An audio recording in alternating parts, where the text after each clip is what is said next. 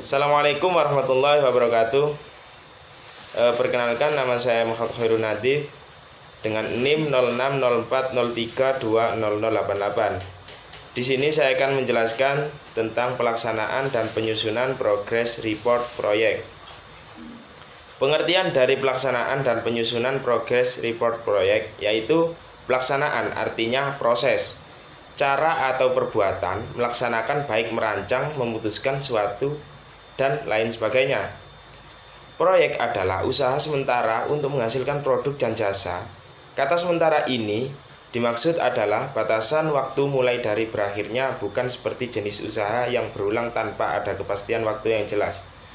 Dari kedua pengertian tersebut dapat kita simpulkan bahwa pelaksanaan proyek adalah usaha yang dilakukan untuk melaksanakan rencana dengan waktu dan sumber daya terbatas demi terwujudnya tujuan yang telah ditetapkan.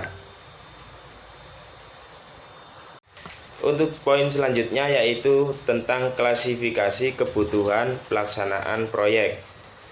Aktivitas dalam pelaksanaan proyek melibatkan semua pihak untuk bekerja dan terlibat dalam pelaksanaan proyek, karena melaraskan semua orang dalam organisasi dengan melaksanakan kegiatan serta aktivitas menjadi upaya pendorong kerjasama yang diharapkan mampu merealisasikan ketercapaian tujuan bersama secara lebih maksimal. Beberapa kebutuhan dalam pelaksanaan proyek yang perlu diperhatikan, khususnya untuk manajer proyek, adalah sebagai berikut. Yang pertama yaitu alokasi sumber daya manusia. Menjalankan atau melaksanakan proyek perlu adanya pemetaan sumber daya manusia. Hal ini bisa dilakukan dengan cara yang pertama penarikan karyawan, yang kedua menunjukkan tugas dan tanggung jawab, yang ketiga atau yang terakhir pengarahan dan motivasi. Selanjutnya yaitu alokasi sumber daya lain. Pelaksanaan proyek juga perlu memetakan sumber daya selain sumber daya manusia, karena dalam pelaksanaan proyek tersebut sumber daya sangat dibutuhkan sebagai penunjang terlaksananya proyek, diantaranya yaitu yang pertama sumber daya material, sumber daya metode, sumber daya biaya, dan yang terakhir waktu. Assalamualaikum warahmatullahi wabarakatuh. Saya Lulu Khairiyah. Di sini saya akan melanjutkan penjelasan tentang laporan kemajuan atau progress report proyek.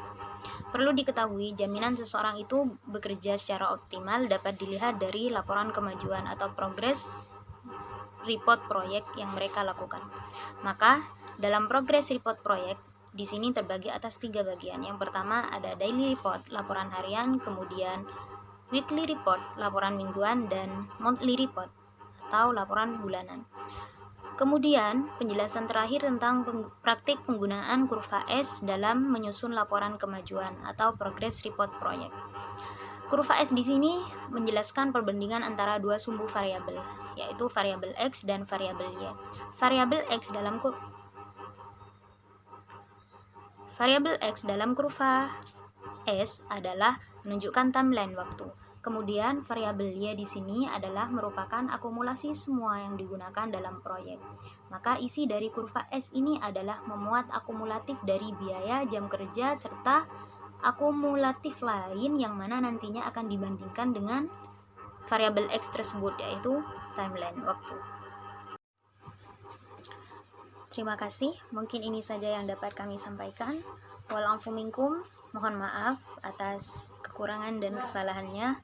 Assalamualaikum warahmatullahi wabarakatuh.